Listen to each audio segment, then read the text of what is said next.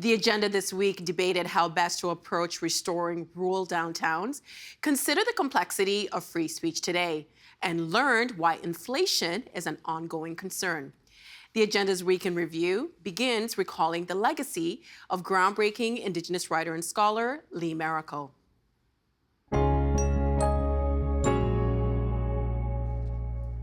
Well, I'm one of those privileged few and many that actually knew her on a very personal level. I knew her as a friend. I actually knew her as a friend before I was well versed in her writing style. I also knew her as an actress. Not many people know she appeared in several of my plays. She was a wonderful, versatile, talented, opinionated, strong woman. I'm running out of adjectives here, but there are more adjectives to describe who she was. And they say, and I, it's such a cliche, but I do honestly 100% believe the world is a much less interesting place and much more boring place now without her. Tanya, happy to hear some more adjectives from you. Well, I think the most important one is that Lee was my friend. And it was unbelievably upsetting to hear of her passing, knowing what she's done for so many of us, so many Indigenous writers, so many women, Indigenous women authors. She, as Katrina said, she stormed the stage. She blew open the doors for us. And as Daniel said as well, it was before the reckoning, before people really understood. You know, she was a force of nature. She could just, the power of her words. I mean, if you've ever seen her speak, if you've ever seen her take on a question from somebody at the end of a speech, when someone asks something mildly racist, because we get that all the time as an Indigenous author, and you're standing, on a stage and someone asks something or says something, and she could bring someone down like nobody's business, but do it in a really thoughtful, smart, strong-handed way. And nobody ever said no to Auntie. That's so true. I mean, if Lee MARACLE called you and told you to get over to her house or to come pick her up, you did it. And you did it happily because and you knew that wherever she was going, whatever she was doing was really important, and you also needed to be there with her. Wabgishik, what would you add to that? Well, I would add that she was unrelenting in many ways. She was unwavering in her passion for her people and her stories, and also for the rest of the storytellers that she made space for. She was a massive presence in any room that she inhabited. But on the other hand, she was also very caring, very considerate. And she would always ensure that those of us who came up after her felt empowered and felt comfortable in these often hostile and foreign places. And everyone has said she's been like an auntie. She is very much a literary matriarch.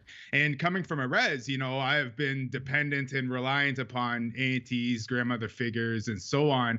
And to come off the res and into the city and into these literary spaces, and to have someone like her there for me, I wouldn't have accomplished what I have without her presence and without her just kind and compassionate spirit that has really held me up since the beginning. Well, the New York Times, not every day to be sure, does an obituary on somebody from this country who dies, and yet the New York Times did an obit on Lee MARACLE, and it described her, interestingly enough, as combative. Although, and I'm hearing some of that in the responses that you three just gave, but if you look at pictures of her, and we'll put some up right now, she's almost always got a smile or a laugh on her face. Drew, what's that about? Well, I have to say, one of the most defining features of Lee MARACLE was her laugh. Yes. You could find her in the middle of a 100-kilometer wide hurricane just by her laugh. She was quick to laugh. She was eager to laugh. She loved the world. She loved humor. She loved everything that was amusing, which did not take away from the fact that she also was very much aware and very critical and very responsive to all the negative things in the world too. But when I think of Lee, I think of that laugh, which would cut through cinder blocks, and just almost like a calling to her. Tanya, I think we need to understand that better, because how can somebody who had so many doors slammed in her face and had so much adversity to have to deal with be so apparently happy and laughing at the joy of the world at the same time? It was her strength of spirit. She really was strong in who she was as a woman, who she was as a Stolo woman, where she was from. She was grounded in place, grounded in the land, and she was grounded in her language, all of her relations. And she had a wide net of family and friends and everybody who loved her and held her close and whom she held up. As Wab was saying, she always made you feel welcome. She always included you, and she never cut anybody down. I want to just start sort of at the 30,000-foot level, and then we'll drill down deeper and see what you think. But as a general statement, what do you think of what these folks are trying? Well, I think I'd start off by saying, I'm always happy to see people interested, curious, passionate about rural and small town life. However, on the flip side, I simply don't believe in benevolent capitalists. It just doesn't exist. So I think that we need to be both happy that people are interested in rural and small towns and in seeing what the potential of these places are. But we also need to be very much aware of the wealth structures and power dynamics that are at play here, in terms of when we buy up property at a very high price point, that also drives up the property values of everywhere else around it and ends up displacing people who may not have immense means of their own. It also results in some other complicated factors around, I love seeing people want to invest in these structures. However, how much resistance will come when your municipality says that means that your tax rate needs to go up in order to invest in the commensurate infrastructure. So we always have to be aware of what the good and the bad is. So one of the things that's interesting about focusing on tourism in particular is that a lot of these places are kind of replicating almost like a faux European visual to them that is quite literally colonialist, right? Like, this is quite literally about replicating a European look and feel in another place instead of place-based, which is about how do we combat structural urbanism, right? This urban default. So who are those storefronts marketed to? Who is the clientele for that? Is it local people? And then finally, it's one thing to have somewhere to stay for a night. It's another to have a place where you can build a lifetime and a life. And so when we focus on tourism as the only mechanism for rural and small town economic development, we're really focusing on largely cyclical, low paying, low benefit, low security jobs, rather than looking at, okay, if we're building these initiatives, are we paying a living wage? Are we ensuring that there are benefits attached to these jobs? Are we making sure that the people that are working in the bookstore or in the hotel can afford an apartment or a home in their community? So it's all of those things at once that we need to kind of take a look at. And I'm always cautious about a lot of outside wealth coming into rural and small town communities and deciding what it should look like and feel like, rather than saying, how do we invest the things that are going well already and build up the assets that are already in place, using local skills, local infrastructure, and making sure that we're keeping this eye on a complex, diverse future, rather than just one vision of what success should look like, which is largely urban-based. Okay, Ashley, I'm going to stop you there because you put a number of criticisms on the record, which I want to give our other guests a chance to speak to. Let's start with, Greg, do you want to speak to the issue of gentrification and whether or not, by bringing your property back to life, it increases the value of so many other things in the neighborhood, which, as we know, has both positive and negative consequences? Well, yeah, Steve, I couldn't disagree with Ashley more. The fact is that the revitalization of small-town Ontario is a phenomenon that's happening. People are leaving big cities and wanting to relocate in small towns, and that's a healthy thing. My goodness, the maritime provinces are are having a population growth that they haven't seen in decades. In our own case, we're just we're not bringing Prince Edward County back to life. Prince Edward County is a very vital community. There's a very strong agricultural base. We own a farm here. The Royal Hotel will buy produce from a number of farms here. There are a number of wineries here. They sell their product all over the province. Prince Edward County is growing, and it's growing rapidly. And what we're doing at the Royal is just one small part of it. It's not colonialist. It's not European. It reflects what the Royal used to be. It's giving it's giving this county back something that it has wanted to have for a very long time. So, and as far, I'm sorry to go on, but as far as the working population is concerned, we are going to be paying high wages because that's what you need to attract good people. We also bought a couple of houses very close to the Royal to provide low-cost accommodation for the staff that will be working for us. So, I mean, Ashley, I mean, it all sounds very interesting and critical, but I just disagree with you. Emmett, where are we in 2021 regarding, quote, the freedom to express oneself openly and fully? Well, I think we're facing a lot of challenges. We have a discomforting percentage of the population that is susceptible to misinformation, disinformation, conspiracy theories. This is making it challenging to confront the real threats we're facing today, like the pandemic and climate change. We're facing a lot of hate and hate speech, particularly online and on social media. And we're in the midst of a climate where free speech as a liberal democratic value is actually itself subject to ideological polarization and contestation.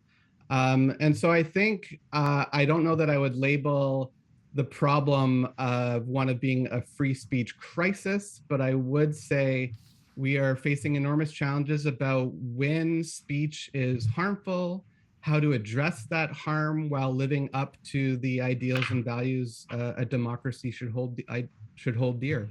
Let me do a quick follow-up with you, because the quote you use in the book is, free expression is seemingly under threat. So I want to know if it's actually under threat or sort of under threat. Well, I think it's under threat to the extent that there are now a discourse and attitudes around free expression that we should be worried about. There's evidence that younger generations are much more open to censorship and restrictions on speech, more so than they used to be in a number of areas. We see controversies on university campuses around things like deplatforming and censorship that should give us some pause. At the same time, you know, if we compare Canada to most other countries, we would still say we have quite a strong, flourishing, and receptive culture around free expression. So it's not all doom and gloom, but there are reasons to worry. There are reasons to remain vigilant about free expression. Well, let's go back 40 years. And Carissima, I'll ask you to pick up the story. We got a Charter of Rights and Freedoms in this country 40 years ago. How well do you think that charter protects our free speech and free expression rights?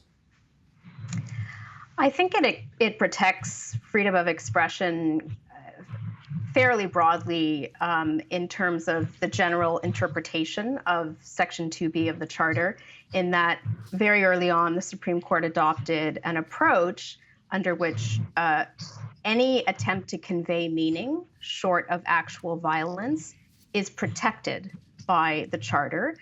But, and this separates us from Americans, for example, all of the rights in the Charter are subject to reasonable limits under the first clause of the Charter, Section 1. And that's why, for example, we have laws criminalizing hate speech, and we have some human rights codes that include the ability to make complaints against certain kinds of expression. And what the court has said is that while we value freedom of expression very highly, there are certain conditions under which the state, and it does need to be the state, can limit that expression, because there are other social goals that are very important. So I do think that we have powerful protections under the Charter. They are always subject to debate and delineation. There was recently a Supreme Court of Canada decision that ruled in favor of freedom of expression, but quite narrowly, and that's got a few constitutional scholars on edge, and maybe we can talk about that case that arose in Quebec. So powerful protections, but subject to, I think, some debate. And a quick follow-up here. Do you find it interesting that our free expression rights are Section 2 of the Charter? Not Section 1, Section 2. What do you infer from that? What I infer from that is that the framers of the charter wanted to make it clear that all of the rights and freedoms were not absolute, and that's why the first clause is the reasonable limits clause. But what I will say is that the fundamental freedoms, which are protected by Section 2, are the first ones that are mentioned. There's no legal relevance to that point, but it's true that if you read the charter and you start reading it, the very first section is one that makes it clear that the rights are subject to some limits.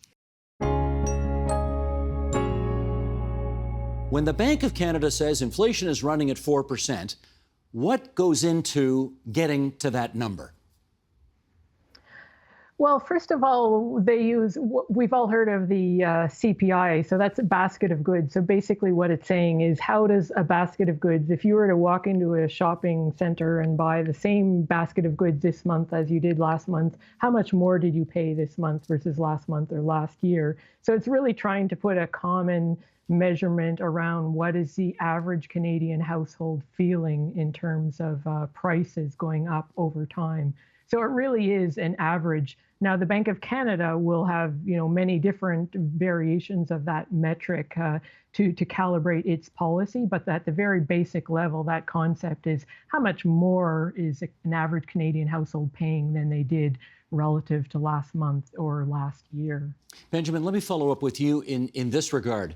For policymakers and for politicians, for deciders, to be able to make the best decisions as it relates to dealing with inflation, whatever economists put into that basket is pretty key, right? Because if you're not measuring the right things, then that number really doesn't mean much. What's in that basket, and how do we know that it truly, truly accurately reflects the state of play for the average Canadian day to day?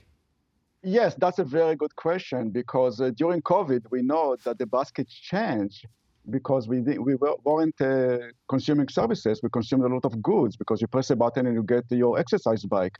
So the distribution was very different. And Stats Canada basically changed the way they calculated it to reflect that. So that's why we saw a little bit of volatility in the numbers. But you're absolutely right that it's a reflection of what's happening at a point in time. Now, there are some prices that can go up and down very quickly, like food prices, like energy prices. And that's why the Bank of Canada likes to focus on something called core inflation and other measures that really exclude all kinds of volatile segments of inflation. So you really want to focus from a policy perspective on what's stable, what's really a real increase in inflation, as opposed to just a one-day jump in food prices. And that's a challenge that they're facing now. In which case, Rebecca, obviously food would be in that basket, but gasoline would be in the basket, gasoline for your car. But what else? For example, I know 20,000 people who went to a football game in Toronto yesterday. Would the cost of a football game ticket be in the basket? Would the cost of buying art at an art gallery be in the basket? How do you know what's in and what's out? Absolutely. So if you're really interested, you can go on StatsCan's site and see down to the second decimal point what percentage these activities will be in the basket. So obviously recreation is a smaller share of the basket. So for the average Canadian household, about 50% of those expenditures are around shelter and food and energy costs. So, and clothing as well. So what you might consider the essentials.